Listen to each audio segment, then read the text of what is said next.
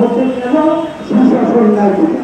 সুশাসন থাকলে মানুষের স্বাস্থ্য, মানুষের শান্তি থাকতো, মানুষের বৈষম্য থাকতো না, প্রত্যেকটা নাগরিক তার অধিকার পেত। তাই সুশাসনের কোনো বিকল্প নাই। আর কি বলছে?